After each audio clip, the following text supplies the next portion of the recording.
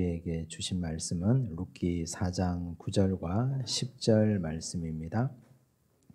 하나님께서 우리에게 주신 말씀 우리 한 목소리로 함께 읽겠습니다. 보아스가 장로들과 모든 백성에게 이르되 내가 엘리멜렉과 기럨과 말론에게 있던 모든 것을 나오미의 손에서 산 일에 너희가 오늘 증인이 되었고 또 말론의 아내 모압 여인 룻을 사서 나의 아내로 맞이하고 그 죽은 자의 기업을 그의 이름으로 세워 그의 이름이 그의 형제 중과 그곳 성문에서 끊어지지 아니하게 하매 너희가 오늘 증인이 되었느니라 하니. 아멘. 이제 오늘이 룻기 공부의 마지막 시간입니다. 여러분 룻기를 공부하시면서 느낀 점이 어떤 점이 있습니까? 원래 뭘 공부하면 남는 게 좀 있어야 되는데 그냥 룻이 팔자 고쳤다더라. 멋진 남자 만나서 팔자 고쳤다더라. 이제 이렇게 하면 룻기를 공부하지 않은 사람입니다. 그래서 룻기를 공부했다고 하면 그런 피상적이고 단순한 논리로 접근하시면 곤란하지 않겠습니까? 적어도 룻기가 우리에게 보여주는 핵심 메시지 정도는 이해하고 있어야 되는데 한 몇 가지 정도로 정리해 볼 수 있습니다. 지금까지 우리가 공부한 이야기를 보면 이 첫 번째 룻기는 이 관계에 대한 책입니다. 지난주에도 제가 짧게 말씀드렸는데 한번 보세요. 룻과 나오미, 그리고 나오미와 룻, 그리고 룻과 보아스, 보아스와 룻, 그리고 또 나오미와 보아스. 이 관계들이 계속 상호적입니다. 무슨 말이냐면 처음에는 룻이 나오미를 돕지 않습니까? 나오미가 얼마나 불쌍합니까? 남편 죽고 아들 둘 다 죽고 노인이 혼자 베들레헴 고향으로 돌아가는데 그걸 차마 룻이 혼자 시어머니를 떠나보내지 못하는 거죠. 그래서 붙쫓았더라 그랬습니다. 따라간 거예요. 그러면서 하는 말, 나로 어머니를 떠나라 말하지 마십시오. 어머니의 백성이 내 백성이 되고 어머니의 하나님이 내 하나님이 될 겁니다. 이렇게 고백하지 않습니까? 그건 룻이 나오미를 도운 겁니다. 그리고 베들레헴에 가서도 계속 돕죠. 어떻게 돕습니까? 이삭을 주어가지고 시어머니를 봉양하지 않습니까? 근데 그게 일방적이지 않습니다. 그 다음에 결정적인 순간 나오미가 룻을 돕습니다. 결정적인 한 방이 있잖아요. 이 할머니가 네가 타작마당에 향수 뿌리고 새 옷 입고 탈상했다는 걸 전제를 하고 그리고 조용히 들어가서 이불 밑에 누워있거라. 그러면 나머지는 그가 알아서 할 거다. 야, 이런 지혜가 나오미에게 있었어요. 나오미가 그래서 룻을 결정적으로 돕습니다. 자, 룻과 보아스. 보아스가 룻을 돕죠. 식탁으로 초대합니다. 같이 먹자고 합니다. 자기 소년들에게 얘기합니다. 이삭을 조금씩 뽑아서 흘려버려라. 꾸짖지 마라. 곡식 단 사이에서 주어라. 특혜를 줍니다. 도와준 거예요. 그리고 나중에 오늘 우리가 볼 내용이지만 기업도 물려줍니다. 다 해주죠. 그런데 룻은 보아스에게 해준 게 없냐? 보아스가 고백하지 않습니까? 너의 처음 이내가 나중 이내, 나중 이내가 처음보다 더하다 그랬습니다. 처음 이내는 나오미를 도운 거고 나중 이내는 네가 부하거나 가난하거나 부하거나 젊은 자를 따라가지 않았다. 나를 선택해줘서 고맙다. 그리고 너는 집안의 대를 잇고 집안의 이름의 명맥을 이을 훌륭한 여인이다. 칭찬해 줍니다. 자기도 선택받았음에 대한 고마움을 룻에게 표현한 겁니다. 그래서 룻과 보아스도 서로 상호적입니다. 그렇다면 나오미와 보아스는 어떤 관계입니까? 보아스가 나오미에게 룻을 떠나보낼 때 빈손으로 돌려보내지 않죠. 첫날 그 밭에 와서 일하고 돌아갈 때 한 에바 22리터나 들고 갔습니다. 그 다음에 보아스의 타작마당에 와서 새벽까지 누웠다가 일어나 갈 때는 6대나 돼서 보내주었습니다. 빈손으로 보내지 않았습니다. 자, 그렇다면 나오미가 보아스에게는 며느리 소개시켜줬잖아요. 젊은 여인. 그렇잖아요. 대를 잇게 해주고 예수님 족보에 들게 해주고 결론적으로. 그래서 이게 다 상호적인 거예요. 근데 따지고 한번 생각해 보세요. 사실 보아스와 룻과 나오미를 보면 보아스가 이 사람들에게 도움 받을 일이 뭐가 있습니까? 보아스는 부족한 게 하나도 없는 사람이에요. 부에 강한 사람, 이시키뽀르 하일이라 그랬잖아요. 다 갖고 있는 사람이에요. 도움 받을 일이 하나도 없어요. 근데 교회 공동체는 참 특별한 것이 서로 돕는 공동체예요. 이게 너무 신기합니다. 세상은 일방적인데요. 교회는 상호적입니다. 한번 생각해 보세요. 교회학교 교사들 교회에서 월급 받습니까? 한 푼도 받는 것 없어요. 주일날 자기 시간 드리고 자기 열정 드리고 아이들이 너무 이뻐서 주머니 다 털어서 먹이고 돌보고 그리고 애들 길러가면서 시간 들이고 몸으로 고생하면서 열심히 일해요. 근데 그 일을 20년, 30년 한다고요. 왜 그럴까요? 중독된 겁니다. 중독된 거. 거의 미친 거예요. 왜냐하면 좋은 의미에서 중독인데 내가 도움을 받거든요. 해봐야 알아요, 그걸. 그걸 하면서 내가 그 아이들에게서 받는 은혜가 더 크니까 하는 거예요. 이게 충족되고 채워지니까, 은혜가 되니까, 감사하니까. 그냥 쏟아붓기만 하는데 어떻게 합니까, 사람이. 주머니에서 돈 나가고 시간 들이고 몸으로 고생하는데 그것 이상으로 훨씬 더 많은 걸 얻는 거예요. 다른 거 다 마찬가지 아닙니까? 교회에서 봉사하는 모든 자리가 그렇지 않습니까? 바깥에서 주차 안내 봉사하시는 분들 여름이면 뜨겁죠. 겨울이면 춥죠. 근데 왜 합니까? 그 월급 받습니까? 잘못하면 욕 얻어먹고 주차 잘못하면 막 화내고 근데 왜 합니까? 기쁘니까 하는 거예요. 좋으니까. 서로 상호적인 거예요. 서로. 그 꼬맹이 어린아이가 아무것도 필요 없는 돈 많은 어른들에게 기쁨을 주는 거거든요. 감사와 기쁨을 채워주는 겁니다. 목사가 교인들 신방을 가잖아요. 그러면 어른들은 굉장히 고마워하세요. 어르신들은. 할머니들은 진짜 좋아하세요. 신방 왔다고 목사가 이 누추한데 와줬다고. 근데 가서 더 체험받고 오는 거는 목사가 더 많이 배우고 와요. 주고 오는 게 아니고 주는 거라고 말씀 읽고 같이 기도하고 얘기 들어드리는 것밖에 없는데 돌아오면 훨씬 더 많이 배우고 옵니다. 그게 상호적인 거예요. 그게 교회 공동체입니다. 지금 여기 룻과 보아스와 나오미의 관계가 일방적이지 않다는 걸 말씀드리는 겁니다. 이게 좋은 관계입니다. 이게 정말 건강한 관계예요. 그래서 여러분 내가 섬기고 일하는 것 거기에서 내가 얻는 걸 한번 생각해 보세요. 누리는 것. 그것으로 인해서 누리고 그것으로 인해서 내 인생이 풍족해지고 풍성해지는 걸 한번 생각해 보세요. 그러니까 하는 거 아닙니까 우리가. 그렇잖아요. 두 번째, 룻기는 율법이 현실화되어가는 걸 우리에게 보여줍니다. 이 룻기의 배경이 사사시대 아닙니까? 사사시대는 레위 지파들이 다 도망가 버린 시대예요. 전부 다 내뺐어요. 하나님의 말씀은 사문화되어 있습니다. 성경에는 있는데 현실에는 이 말씀이 없어요. 근데 여기 이 공동체는 하나님의 말씀이 살아 숨쉬고 있는 공동체라고요. 어떻게 이게 가능한가? 율법이 현실이 되려면 거기에 뭔가가 첨가가 돼야 됩니다. 뭐가 들어가야 되냐? 사랑이 들어가야 돼요. 사랑이. 지난주에도 말씀드렸죠. 지금 여기 토지 무르기 율법, 토지 무르기와 계대 결혼이라는 율법이 있잖아요. 그건 성경에 있는 율법이에요.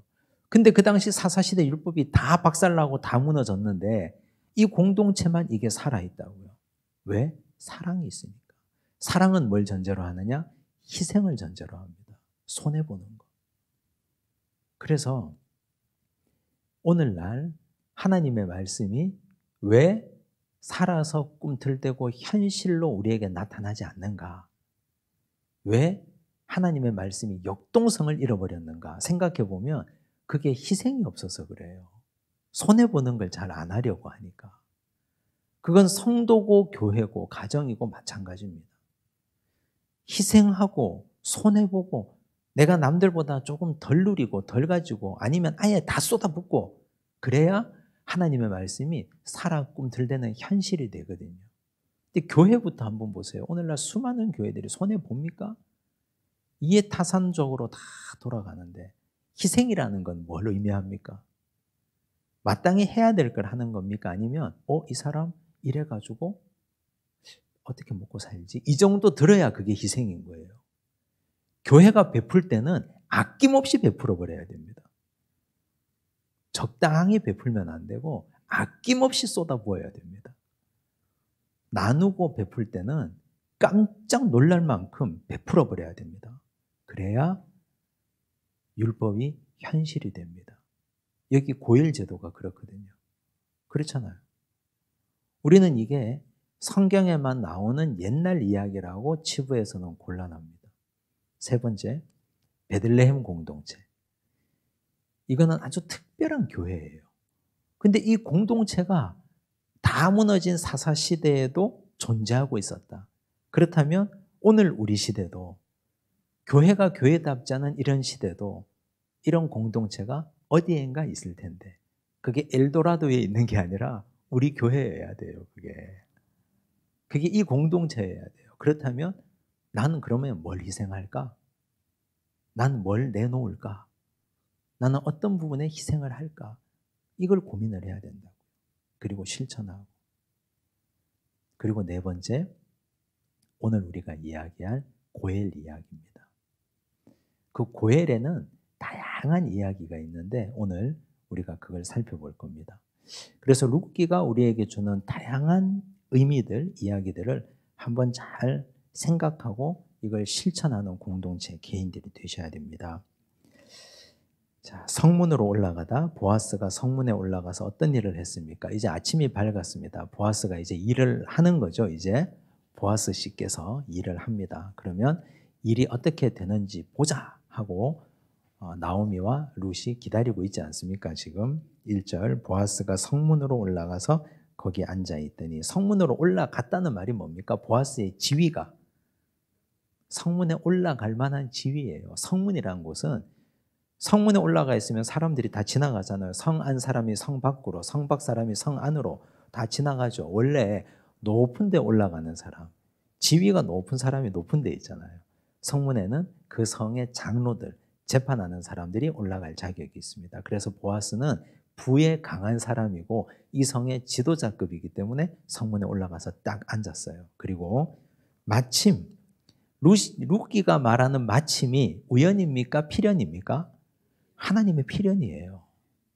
우연처럼 보이지만 마침 누가 보아스가 말하던 기업 물을 자가 지나가는지라. 보아스보다 먼저 우선순위에 있는 기업 물을 자가 성문 밑으로 지나갔어요. 보아스가 그에게 말합니다. 아무개여 이리로 와서 앉으라 하니 그가 와서 앉으매. 여러분 성경이 이름을 적거나 혹은 적지 않거나 이름을 적을 때 어떤 경우에 적을까요? 성경이 이름을 밝힐 때는 아주 악한 사람이거나 배울 만한 선한 사람이거나 우리가 악한 사람에게도 반면교사로 배울 게 있잖아요. 선한 사람은 당연히 우리가 배워야 될 게 있고 근데 이 아무개는 뭡니까? 아무개예요. 그냥 아무개. 이것도 아니고 저것도 아니고 근데 참 이 아무개는 기회가 있었거든요. 자기한테. 기회를 못 잡아서 아무개가 된 거예요. 근데 악한 사람은 아니에요. 아무개지 그냥. 돌아다니는 아무개. 그래서 성경이 참 재밌어요. 이분의 이름을 중립적으로 표현했거든요. 악한 사람으로도 표현하지 않고 따라가야 할 만한 선한 사람으로도 표현하지 않고 길거리 돌아다니는 아무개로 표현했어요. 중립적으로. 그렇다고 진짜 도구가 아닙니다, 이거. 그냥 아무개. 널리고 널린 아무개, 일반적인 아무개. 근데 이 사람에게 기회가 주어졌거든요. 이 기회를 놓친 것이 이 사람이 이름을 얻을 수 있었는데 아무개가 돼버린 거예요. 보세요. 이리로 와서 앉으라 그랬어요. 보아스가 그 성읍 장로 10명을 청하여 이르되 당신들은 여기 앉으라 하니 그들이 앉으매. 성읍 장로 10명을 왜 불렀을까요? 증인들입니다. 증인들. 자, 지금 이거 뭐 하는 겁니까? 고해를 맡아줄 사람을 택하는 자리잖아요. 지금 이 사람이 나 못해요 하면 보아스가 내가 하겠다 그러려고 지금 이 자리에 있는 거 아닙니까? 그렇다면 이 당시 문화적인 관습에 의하면 기업 물을 자를 택하는 것은 개인이 하는 겁니까? 공동체가 공적으로 하는 겁니까? 공적으로 하는 거예요. 공적으로. 기업 물을 자를 택하고 계대 결혼할 사람을 택하고 정하는 건 공동체가 공적으로 하는 겁니다. 왜 그렇게 했느냐? 자기들끼리 은밀하게 하는 게 아니에요. 이거는 칭찬받아 마땅할 일이기 때문에. 그리고 또 기업 물을 자가 기업을 나는 못 물으겠다 할 수도 있잖아요. 그러면 그걸 공개적으로 정리하는 자리이기 때문에 증인들이 필요한 겁니다. 10명의 장로들이 거기에 증인으로 나와 있습니다. 3절 보아스가 그 기업 물을 자에게 말합니다. 모압 지방에서 돌아온 나오미가 우리 형제 엘리멜렉의 소유지를 팔려함으로. 여러분 여기서 우리가 좀 이해가 안 되는 게 있어요. 나오미가 엘리멜렉의 소유지를 팔려한다. 엘리멜렉이 누굽니까? 나오미의 남편 아닙니까? 죽은 남편이잖아요. 근데 그 소유지를 팔려한다. 그러면 이 본문의 뉘앙스로 보면 엘리멜렉이 남겨놓은 땅을 나오미가 갖고 있다는 말 아닙니까? 근데 이게 이해가 안 되잖아요. 왜? 땅이 있으면 왜 남의 밭에 곡식 이삭 주러 갑니까? 그렇잖아요. 근데 이걸 우리가 어떻게 이해해야 됩니까? 이게 그 당시 문화적으로 우리가 이해를 하셔야 되는데 지금 엘리멜렉과 나오미와 기련과 말론 이 네 식구는 그 집에 그 지역에 흉년이 들어서 땅을 다 버리고 가버렸어요. 그러면 10년 동안 그 땅은 어떻게 됐겠습니까? 누군가가 농사를 지었거나 누군가가 경작을 했거나 아니면 그냥 팽개쳐뒀거나. 그런데 하나님께서 은혜를 주셔서 거기에 곡식이 익어가고 있었던 거죠. 그러면 여기 누군가가 농사를 짓고 있었을 가능성이 있습니다. 그러면 이 사람이 돌아와서 이 소유권을 주장할 수 있습니까? 주장할 수 있었어요. 이게 그 당시 문화예요. 왜냐하면 땅은 누구 거냐? 하나님 거잖아요. 우리 레위기 말씀에 봤잖아요. 근데 그 땅을 하나님이 주셨거든요. 소유자에게. 그래서 그 땅을 버리고 갔더라도 그 땅의 소유권을 주장할 수 있는 거예요. 한번 볼까요? 열왕기하 8장 1절에서 3절을 한번 보십시다. 제가 천천히 읽을게요. 보세요. 엘리사가 이전에 아들을 다시 살려준 여인에게 이르되 너는 일어나서 내 가족과 함께 거주할 만한 곳으로 가서 거주하라.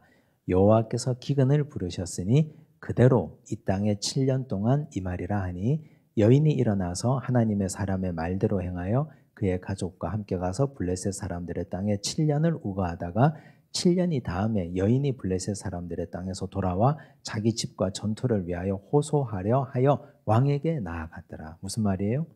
엘리사와 관계가 있었던 한 여인에게 엘리사가 말합니다. 지금 이 땅에 기근이 7년 동안 임할 거다. 딴 데 좀 가 있다 와라. 갔어요. 블레셋 땅으로. 7년이 지났어요. 돌아왔어요. 왔는데 그 땅을 누가 농사하고 있거든요. 그래서 이 여인이 그 소유권을 주장하기 위해서 왕에게 나간 거예요. 6절 말씀 보여주세요. 왕이 그 여인에게 물음에 여인이 설명한지라 왕이 그를 위하여 한 관리를 임명하여 이르되 이 여인에게 속한 모든 것과 이 땅에서 떠날 때부터 이제까지 그의 밭의 소출을 다 돌려주라 하였더라. 여러분 이게 우리 상식으로는 이해가 안 되죠? 이해가 안 되죠, 당연히. 지가 버리고 가놓고서는. 근데 그 당시 사회 문화적인 법이에요. 이게 가능했어요. 그러니까 나오미가 지금 돌아와서 그 밭을 팔려고 하는 거예요. 판다는 말이 뭡니까?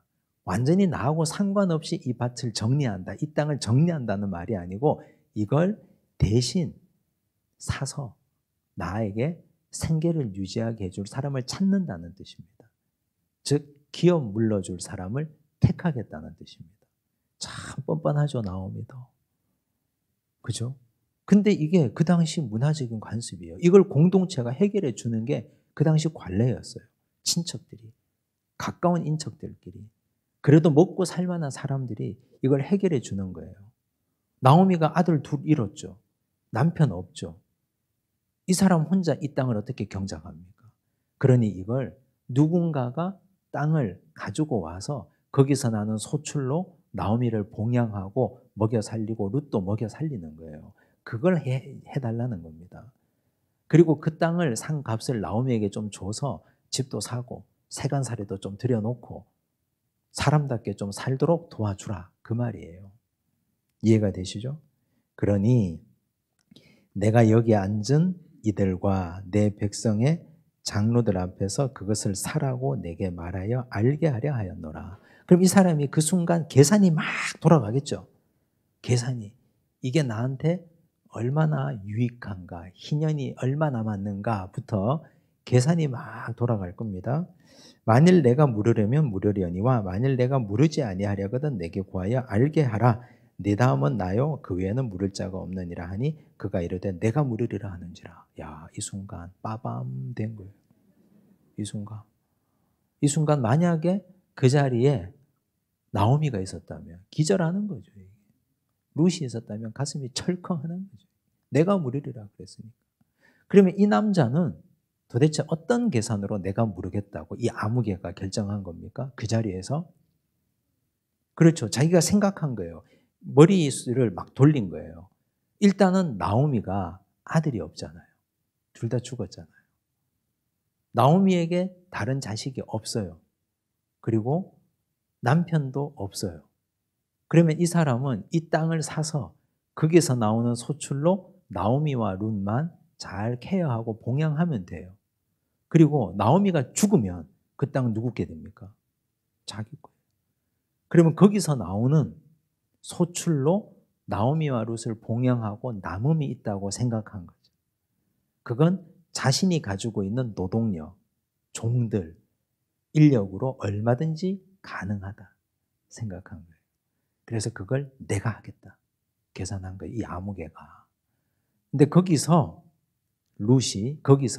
보아스가 한 가지 더 조건을 첨부합니다. 무엇을 요구합니까? 5절 보아스가 이르되 내가 나오미의 손에서 그 밭을 사는 날에 곧 죽은 자의 아내 모압 여인 룻에게서 사서 그 죽은 자의 기업을 그의 이름으로 세워야 할지니라 하니. 사실 이건 좀 부당한 요구거든요. 따지고 보면.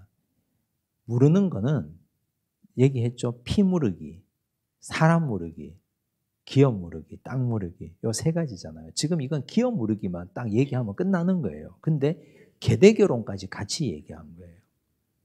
지금 이건 룻까지 같이 네가 취해라. 룻까지 같이 얹어버린 거죠. 거기다가. 그러니까 이걸 이 남자가 하겠습니까? 보아스는 아침에 일어나서 성문에 올라갈 때 이걸 계산하고 올라간 겁니다. 여기까지는 얼마든지 오케이. 근데 룻을 여기다가 첨부를 더하면 플러스 알파를 하면 절대로 받아들이지 않을 거다. 왜 그렇습니까? 룻과 이 남자가 결혼을 하면 자녀를 낳아줘야 될 의무가 있거든요. 잠자리를 피하면 안 되거든요. 그러면 아이가 생겨서 아이가 나면 그 아이는 누구의 아이입니까? 이 아무개의 아이입니까? 룻의 죽은 전 남편의 아이입니까? 전 남편의 아이가 되는 거죠. 그러면 그 아이가 자라면 그 땅은 누구의 땅이 됩니까? 이 꼬맹이 애의 이름, 애가 상속하고 가져가는 거예요. 그럼 나는 죽 써서 개 주는 거죠. 내 종들, 노동력들 다 부려가지고 붙여가지고 거기서 일 못같이 시켜가지고 나오미가 언제 죽을지도 모르는데 죽을 때까지 봉양하고 거기서 아기 낳고 그거 다 해야 되는 거죠. 그걸 요구한 거예요. 계대결혼까지. 근데 이 남자가 보아스에게 이건 부당하다고 말을 못한 거예요. 왜 못했을까요? 보아스가 이씨 기뽀로 하일이니까. 거기서 제일 잘 나가니까 뭐 말 못하는 거예요. 그걸 요구하니까. 네가 이거 할래? 요구한 거예요. 자, 근데 이거 보세요. 이게 계대결혼의 근거가 되는 율법이 신명기 25장입니다. 여기 이제 적어뒀는데 자세히 한번 보셔야 돼요. 제가 읽을게요. 형제들이 함께 사는데 그중 하나가 죽고 아들이 없거든 그 죽은 자의 아내는 나가서 타인에게 시집가지 말 것이요. 그의 남편의 형제가 그에게로 들어가서 그를 맞이하여 아내로 삼아 그의 남편의 형제된 의무를 그에게 다 행할 것이요. 그 여인이 낳은 첫 아들입니다. 둘째, 셋째부터는 자기 아들이에요. 근데 그 여인이 낳은 첫 아들은 그 죽은 형제의 이름을 잊게 하여 그 이름이 이스라엘 중에서 끊어지지 않게 할 것이니라. 여러분, 이거 누구를 위한 법입니까? 죽은 자를 위한 법입니까? 산자를 위한 법입니까? 이거 산자를 위한 법이에요. 왜냐하면 그 당시 여성의 지위를 한번 생각해 보세요.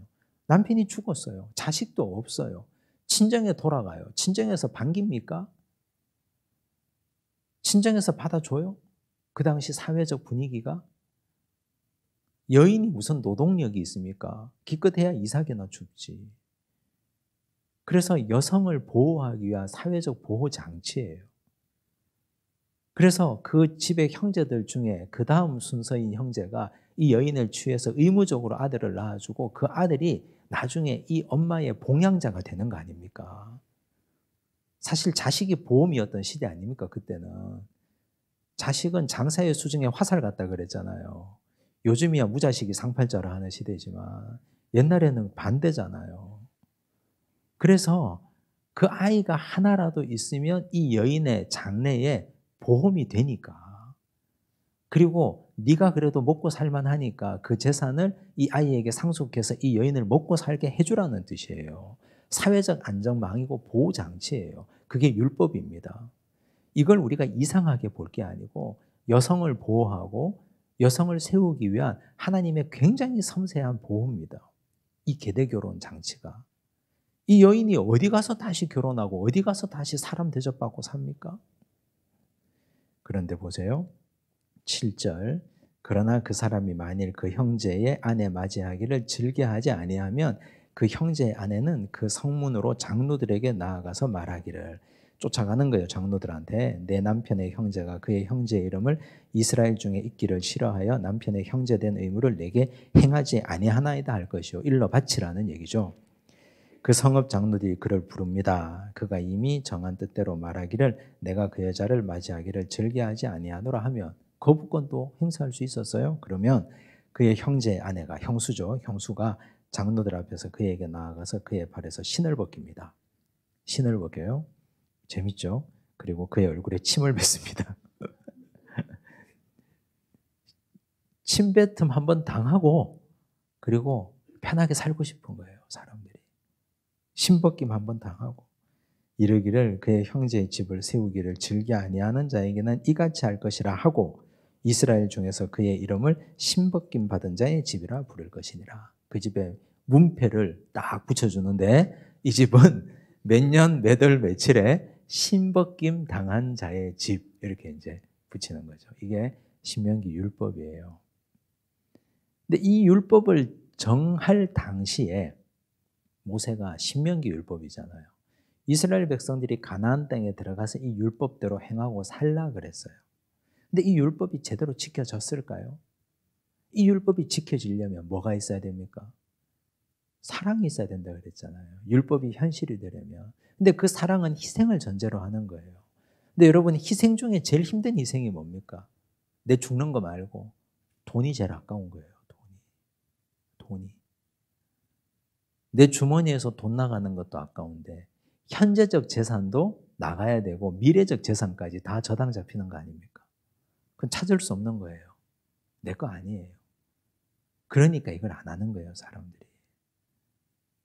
그냥 율법으로만 남아있는 겁니다. 사문화된 법이에요. 그 당시 사사시대에. 근데 그걸 들고 들어왔어요, 지금. 이 베들레헴 교회 공동체가. 자, 그러니 6절 보세요. 그 기업 물을 자, 아무개죠. 아무개가 말합니다. 나는 내 기업에 손해가 있을까 하여 나를 위하여 물으지 못하노니. 당연하죠. 내 기업에 손해가 있죠. 근데 이 사람이 갑자기 말을 바꾼 이유가 뭡니까? 플러스 룻 때문에 그런 거예요. 룻 때문에. 룻의 미모 이런 거 아무 상관없어요. 장차 일어날 일이 자기 기업에 큰 영향을 끼치니까 이걸 사전에 끊어내는 겁니다. 못한다고. 그래서 아무개가 된 겁니다. 이 사람이. 기회가 왔어요. 아무개가 자기 이름이 성경에 기록될 기회가 왔다고요. 좋은 쪽으로. 근데 그 기회를 놓쳐버렸습니다. 왜? 희생하지 않아서. 헌신하지 않아서. 손해보지 않아서. 그 성경은 그런 거예요. 성경 한번 보세요. 손해본 자의 역사입니다. 바보들의 이야기예요, 성경은. 제일 바보가 누굽니까? 예수님 아니에요. 하늘 보자 버리시고 이 땅에 사람의 옷을 입고 사람의 모양으로 오셔서 수치, 모욕 다 당하고 찢기고 죽고 피 흘리고 그랬던 분이 예수님 아니에요. 그래서 성경은 전부 바보천치 이야기예요. 우리가 너무 똑똑하고 너무 잘나면 우리도 아무개입니다, 그냥. 하나님 나라 생명책에 우리 이름이 기록되려면 좀 바보스러워야 돼요. 손해도 좀 보고 못 찾아 먹는 것도 좀 있고 그거 기를 쓰고 찾아 먹으려고 그러고 기를 쓰고 손해보지 않으려고 그러고 계산하고 앉아있고 그러고 있으면 하나님은 넌 평생 아무개야. 넌 평생 아무개다. 아무개로 살려면 계산하고 그렇지 않으면 희생하고 헌신해야 됩니다. 손해보고. 그러면서 이제 그 다음 넘기죠. 내가 물을 것을 네가 물으라. 나는 물으지 못하겠노라 하는지라. 7절 보세요. 옛적 이스라엘 중에는 모든 것을 물으거나 교환하는 일을 확정하기 위해서는 사람이 그의 신을 벗어 그의 이웃에게 주더니 이것이 이스라엘 중에 증명하는 전례가 된지라. 신 벗는 관례가 남아 있었어요. 그죠? 8절 이에 그 기업 물을 자가 보아스에게 이르되 내가 너를 위하여 살아 하고 그의 신을 벗는지라. 스스로 벗어줘 버렸어요. 스스로. 누가 와서 벗기지도 않았고 얼굴에 침 뱉지도 않는데 자기 스스로 신 벗어서 던져줘 버린 거예요. 스스로 권리 포기. 의무를 포기한 거죠. 여러분 스스로 신 벗는 거 그거 조심해야 됩니다. 스스로 신 벗는 거 정말 조심해야 됩니다. 스스로. 내가 의무가 있잖아요. 의무가 해야 될 의무. 영적인 의무. 그죠? 영적인 의무가 있는데 하나님께서 우리에게 건강 주시고 생명 주시고 하나님께서 우리에게 주신 것들이 많아요. 왜? 왜 살려두셨겠습니까? 왜 우리를 이 자리에 있게 하시고 왜 우리에게 직분 주셨고 왜 우리에게 물질 주시고 왜 우리에게 사명 주셨겠습니까? 근데 스스로 신벗어 버리고 그냥 던져버리고 이러면 그건 그냥 아무개예요. 그냥. 그러면 큰일 납니다. 끝까지 사명 감당하는 거예요. 열심히 희생하고 헌신하고. 자, 이제 스스로 신벗는 이 사람을 보면서 가장 안도의 한숨을 내쉰 사람이 나오미하고 룻 아니었겠어요? 뭐 현장에 있었다면. 보아스가 기업 물을 자의 책임을 다하겠다고 선언을 합니다. 9절 보세요. 보아스가 장로들과 모든 백성에게 이르되 지금 성문 위에서 말하는 거예요. 내가 엘리멜렉과 기련과 말론에게 있던 모든 것을 나오미의 손에서 산 이래 너희가 오늘 증인이 되었고 여러분 여기서 보세요. 엘리멜렉의 밭을 나오미가 팔겠다 그랬어요. 그렇죠? 근데 지금 보아스가 하는 말 보세요. 엘리멜렉과 기련과 말론의 소유를 다 사겠다 그랬어요. 무슨 말인지 이해가 되시죠? 그러니까 이 사람은 엘리멜렉의 것만 가져가는 게 아니고 그의 아들 기론과 말론의 몫으로 되어 있는 걸 다 가져오는 거예요. 그래야 룻을 취하는 명분이 되니까. 그래서 이걸 자기가 다 떠안겠다는 겁니다. 자, 근데 여기서 여러분 한번 생각해 보세요. 자세히 보셔야 되는 게 처음에 룻기 1장에 시작할 때 등장했던 등장인물들이 있습니다. 한번 얘기해 볼까요? 나오미, 남편 누구요? 엘리멜렉, 두 아들 기련과 말론, 두 며느리 오르바와 룻. 근데 지금 여기 다 나오죠. 나오미도 나오고 죽은 사람 이름 계속 나와요. 엘리멜렉, 기련, 말론 나와요. 룻 당연히 나오고 나오미 나오고 한 사람 빠졌어요. 한 사람. 누가 빠졌어요? 오르바. 오르바의 이름만 없습니다. 오르바의 이름이 왜 없습니까? 자기 길로 갔으니까 없는 거예요. 자기 길로. 근데 이 길은 모든 사람이 생각할 때 마땅히 그 길로 가도 된다고 생각하는 길이에요. 남편 죽었잖아요. 시어머니 따라올 일 없잖아요. 시어머니가 가라고 했잖아요. 그랬잖아요. 자기가 스스로 시어머니 버리고 간 것도 아니잖아요. 근데 오르바의 이름은 없습니다. 유감스럽게도. 이게 의미하는 바가 뭐예요? 천국은, 하나님의 나라는 헌신하고 희생하고 손해보는 자의 몫이라는 겁니다. 하나님께서 기억하는 사람은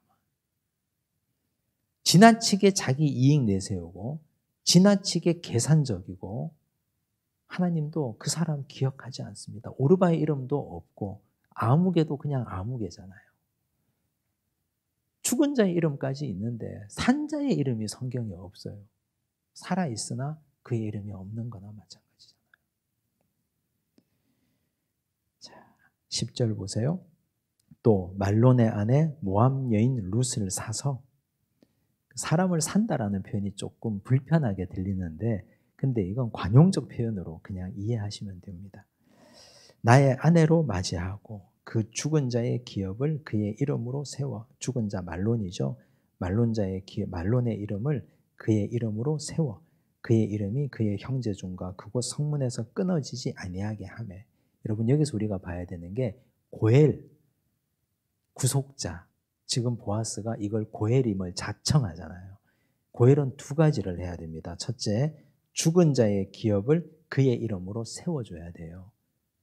자기가 돈을 들여서 그 땅을 사서 이거는 말론의 땅이야. 그의 이름을 세워주는 거예요. 자기 이름은 없어지는 거예요. 또 그의 이름이 그의 형제 중과 그곳 성문에서 끊어지지 아니하게 하겠다. 그러면 자식을 낳아줘야 되잖아요. 그럼 그 자식도 내 자식이 아닌 거예요. 죽은 말론의 자식인 거예요. 그게 고엘이에요. 여러분 고엘 하고 싶으세요? 이게 왜 하기 힘드냐면 인간의 보편적인 본성과 반대로 가기 때문에 하기 힘든 겁니다. 우리 인간의 보편적인 본성은 뭡니까? 내 이름 지우고 싶어 하는 사람 아무도 없습니다. 내 이름이 더 높아지고 싶어 하지. 시간이 가면 갈수록 내 이름을 온 천하에 알리고 싶어 하지. 자기 이름 지우고 싶어 하는 사람 거의 없을걸요? 보세요. 어디 관광지 명승지 가면 전부 다 아무개 여기 왔다가 전부 낙서도 전부 자기 이름 다. 어디 맛집 식당에 가면은 거기 막 누구 이름 막 아무개 하고 하트 막 써놓고 막 전부 자기 이름 남기기에 정신 없어요. 다 이름 남기는 거. 근데 고엘은 이름 지우는 거거든요. 죽은 자의 이름으로 기업을 삼고 죽은 자의 이름이 성문에서 끊어지지 않게 하겠다. 자기 이름 지우는 거예요. 여러분 우리 신앙생활이 바로 이런 겁니다. 신앙생활 한다는 것은 자기 이름을 계속해서 없애는 훈련입니다. 누가 날 알아주지 않아도 누가 날 높여주지 않아도 괜찮은 거예요. 누가 날 이해해 주지 않아도 나는 내 자리에서 그냥 성실하게 일하면 그 사람이 고엘입니다. 이 고엘의 정신이 꼭 누구를 구속하고 건져준다 이런 개념이 아니고 고엘의 정신은 핵심이 두 가지였다 그랬잖아요. 이름 지우기입니다. 공통점은. 고엘은 이름 지우는 거예요. 예수님께서 이 땅에 오셔서 한 일이 하나님을 영화롭게 하는 일이었어요. 예수님이. 당신의 이름을 영화롭게 한 게 아니고 하나님의 이름을 영화롭게 하고 예수님의 이름은 지워지고 하나님의 이름만 높임받는 거였습니다. 예수님이 그 일을 하셨습니다. 근데 우리가 신앙생활 하면서 자기 이름을 계속해서 부인하고 지우는 훈련, 십자가가 자기 부인 아닙니까? 근데 자꾸 자기 이름 드러내려고 하면 그때부터 갈등도 생기고 문제가 생길 수밖에 없습니다. 그래서 고엘의 정신은 바로 그 정신입니다.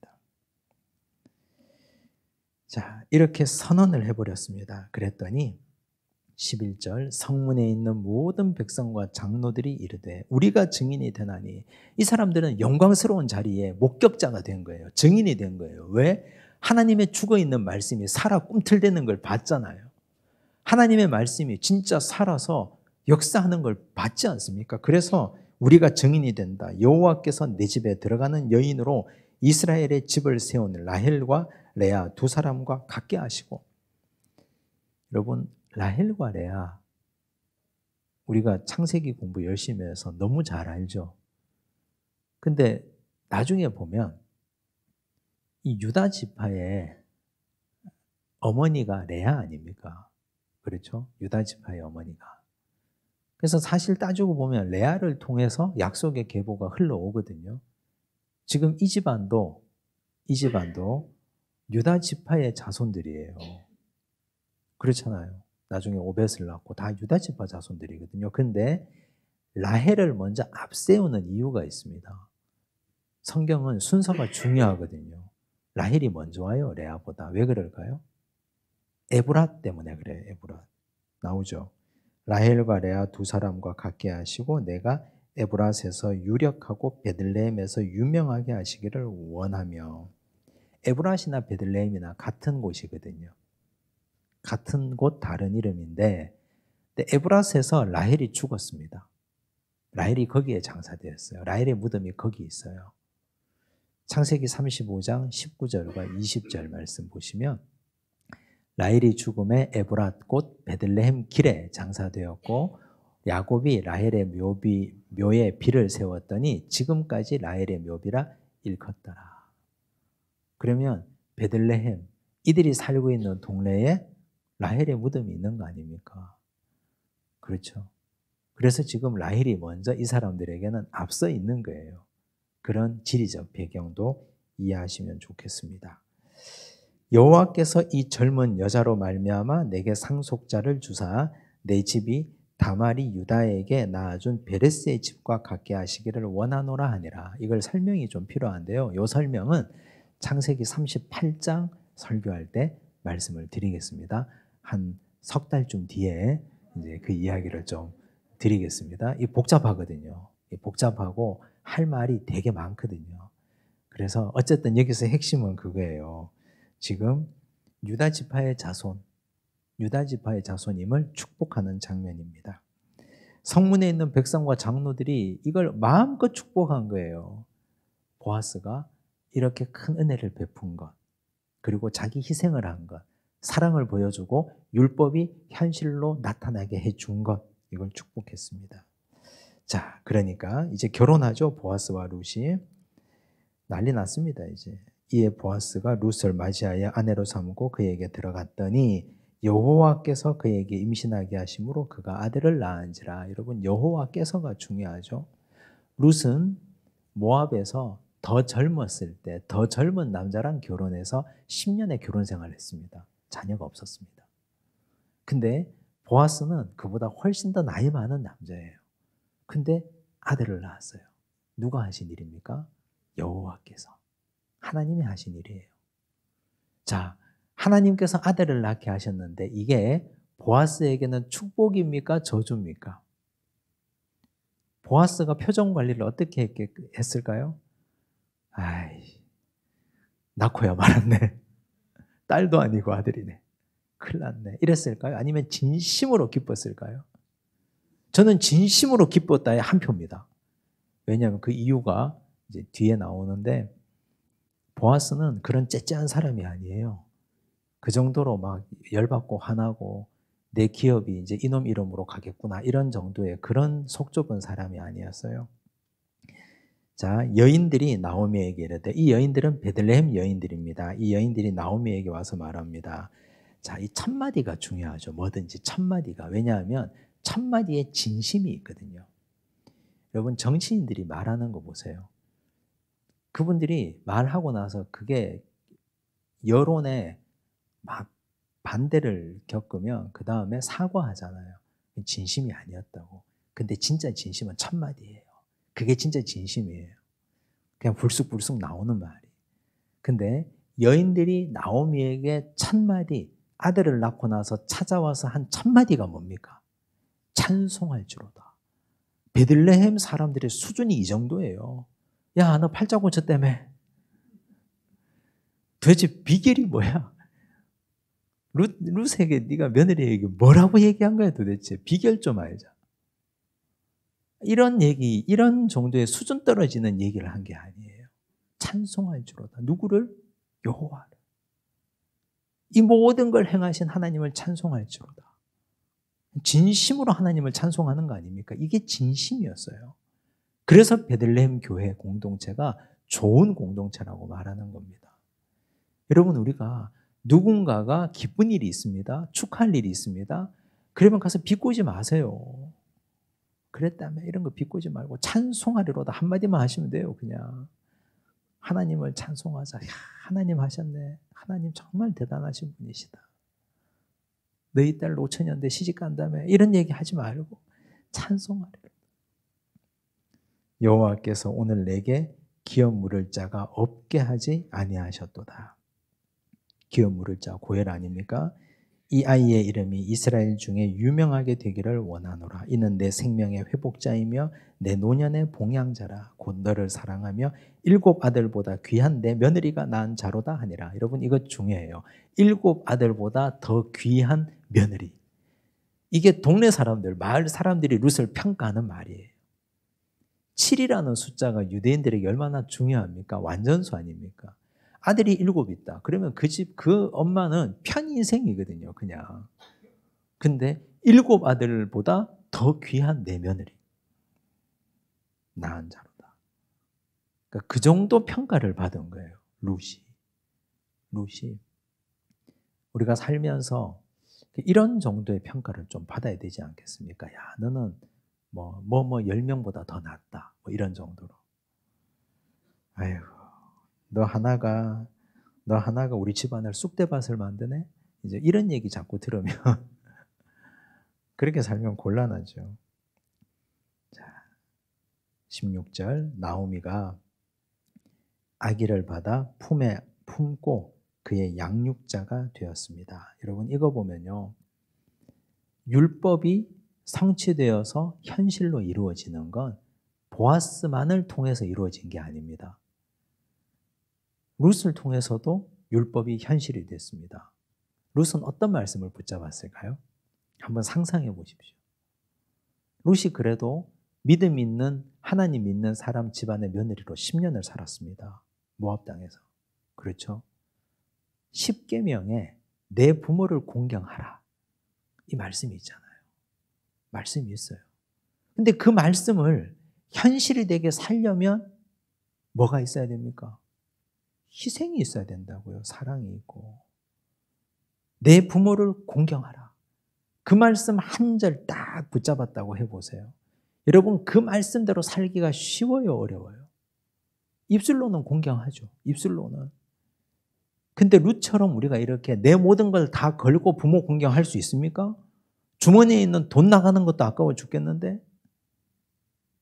근데 룻은 내 부모를 공경하는 걸 희생을 통해서 보여준 거예요.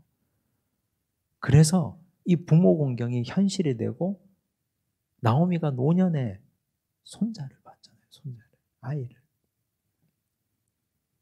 그래서 율법이 현실이 되는 건 희생과 사랑을 통해서, 보아스를 통해서 고엘이라는 죽어있는 율법이 살아서 꿈틀대고, 룻을 통해서 내 부모를 공경하라는 이 율법이 살아서 꿈틀대고, 그럼 나를 통해서는 하나님의 말씀이 살아서 움직이고 있는가? 우리가 얼마나 많은 말씀을 듣습니까? 얼마나 많은 말씀을 듣고 은혜를 받습니까? 근데 그 말씀이 나를 통해서 살아 꿈틀대면 내가 희생을 해야 된다고요. 그 얘기입니다. 17절 그의 이웃 여인들이 그에게 이름을 지어주되 나오미에게 아들이 태어났다 하여 그의 이름을 오벳이라 하였는데, 참 희한하죠. 이름을 동네 사람들이 지어줬어요. 동네가. 이게 의미하는 바가 뭐다? 이 마을이, 베들레헴이 이 아이를 키웠다는 뜻이에요.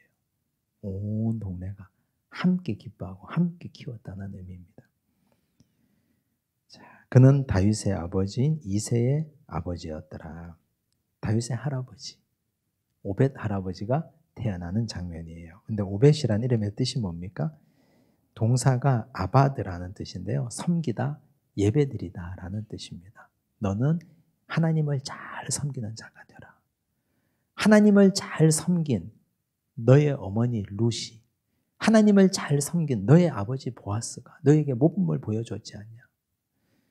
여러분, 룻기는 이방 여인 이야기 아닙니까? 근데 한번 생각해 보세요. 이방 여인이 말씀을 붙잡았어요. 내 부모를 공경하라는 말씀을. 이방 여인이 하나님을 잘 섬겼어요. 하나님을 잘 섬기는 건 딴 데 있는 게 아닙니다. 말씀대로 사는 거예요. 그랬더니 말씀의 주인공이 됩니다. 신기하지 않으세요? 근데 하나님의 백성들이 하나님의 말씀을 섬기지 않으면 말씀의 주인공이 될 수가 없습니다. 아무개, 유대인 아닙니까? 이 아무개가 자기에게 온 기회에 하나님의 말씀을 섬기지 못했어요. 그 말씀대로 살아내지 못했어요. 그러니 그냥 아무개가 됐는데 룻은 모압 여인이고 이방 여인인데 말씀을 붙잡고 말씀을 섬겼습니다. 그랬더니 그 여인은 예수님 족보의 이름에 올라갑니다. 보아스와 룻 이전과 이후의 구속사의 족보를 보십시오. 족보를 제가 왜 적어놨냐면요. 잘 보세요. 베레스의 계보는 이러하니라. 베레스는 헤스론을 낳았고 헤스론은 람을 낳았고 람은 암미나답을 낳았고 암미나답은 나손을 낳았고 나손은 살몬을 낳았고 살몬은 보아스를 낳았고. 자, 여기까지는요. 뭐 그럴 수 있다 해요. 근데 보아스는 오벳을 낳았고 오벳은 이새를 낳았고 이새는 다윗을 낳았더라. 보아스의 이름이 2번 나오죠. 근데 이 족보가 좀 잘못된 거예요. 원래 족보대로 하면 이런 거죠. 살몬은 보아스를 낳았고까지는 그럴 수 있다 칩시다. 근데 말로는 오벳을 낳았고 이래야 돼요. 이게 율법에 의하면. 맞죠? 그렇잖아요. 아까 그랬잖아요. 죽은 자의 이름으로 기업을 세우겠다. 죽은 자의 이름이 성문에서 이어지도록 하고 내 조상들과 내 가문에서 이 세계에서 없어지지 않도록 하겠다 그랬잖아요. 그게 고엘의 정신 아닙니까? 고엘의 정신은 자기 이름 지우는 거예요. 자기 이름 완벽하게 지우고 자기는 사라지고 없어지고 무명이 되고 죽은 자의 이름과 그 가문을 세워주고 여인을 세워주고 그 아들을 키워주는 거예요. 그게 고엘의 정신입니다. 그런데 그렇게 했더니 하나님이 기록하신 족보에 이름을 다시 기록해 주셨어요. 이게 원래 유대인 족보에 의하면 이런 족보는 없는 족보예요. 근데 하나님 나라 생명책에는 이게 진짜 족보거든요. 예수님 족보도 한번 볼까요? 마태복음 1장 5절과 6절. 살몬은 라합에게서 보아스를 낳고 보아스는 룻에게서 오벳을 낳고 오벳은 이새를 낳고 이새는 다윗 왕을 낳으니라. 다윗은 우리아의 아내에게서 솔로몬을 낳고. 보세요. 보아스는 룻에게서 누구를 낳았다고요? 오벳을 낳았고. 말로는 룻에게서 오벳을 낳았다가 아니에요. 보아스 이름이 없어진 게 아니라고요. 그래서 룻기 마지막은 진짜 복음입니다. 내가 죽어야 내 이름이 살아남아요. 내가 죽어야 내 이름이 영원히 오래갑니다. 진짜 내 이름을 사랑하신다면, 내 이름 석자를 하나님께서 기억하시기를 원하신다면 내가 없어져 버려야 돼요. 내 이름이. 그래야 돼요. 진짜 내 이름이 하나님 머릿속에 하나님 손바닥에 새겨지기를 원하신다면 잘 죽어야 됩니다. 보아스가 그런 마음으로 했잖아요. 이거 제가 아까 얘기했죠. 룻이 아들을 낳았을 때 보아스가 기뻐했을까? 진심으로 기뻐했으니까 이름이 여기 기록된 거예요. 진심으로. 진심으로. 하나님은 우리 중심을 보시는 분이시니까. 그래서 이름 지우기 정말 어려운데 한번 해보십시다. 이름을 지우고 내 이름 드러내지 않고 나서려고 하지 않고 계속해서 남이 나 몰라준다고 그것 때문에 속상하거나 그것 때문에 상처받거나 상처 주지 말고 하나님께서 내 이름을 기억해 주시면 그걸로 된 거 아닙니까? 그것도 자손만데 예수님 족보예요. 이게 얼마나 위대한 이름이에요. 그래서 룻기의 마지막은 이런 복음의 정신으로 끝납니다. 룻기 우리가 5주 동안 공부했는데 그냥 옛날 이야기로 끝내면 곤란합니다. 율법이 옛날에 기록된 걸로 끝나지 않고 살아 꿈틀댄 것처럼 오늘 우리가 룻이 되고 오늘 우리가 보아스가 돼야 됩니다. 우리도 누군가의 고엘이 돼야 됩니다. 그런 마음을 가지고 앞으로 믿음 생활 해가시기 바랍니다. 기도하겠습니다. 하나님 아버지 감사합니다. 룻기를 통해서 서로가 서로를 돕고 세우는 공동체의 아름다운 모습을 보았습니다. 룻기를 통해서 율법이 현실이 되는 것을 보았습니다. 사랑하고 희생할 때 율법이 살아서 오늘 우리에게도 꿈틀댄다는 것을 보았습니다. 가장 아름다운 예배 공동체 베들레헴 공동체를 보았습니다. 자기 이름을 지우는 고해를 보았습니다. 자기 이름을 지우고 진정 헌신하고 희생할 때 하나님은 그 이름을 기억해 주심도 보았습니다. 주여, 우리가 이렇게 살기 원합니다. 바보들처럼 살지라도 하나님 보시기에 바보가 아니고 어리석은 자처럼 살지라도 예수님 보시기에 가장 지혜로운 자이며 무명한 자같이 살지라도 하나님 보시기에 유명한 자 되게 하여 주시옵소서. 주여, 우리의 인생이 보아스와 같은 고엘이 되도록 도우시고 룻처럼 하나님의 말씀 꼭 붙잡고 그 말씀대로 살아가서 결국은 언약을 성취하는 믿음의 사람들이 되게 하여 주시옵소서. 모든 말씀 예수님 이름으로 기도드리옵나이다. 아멘.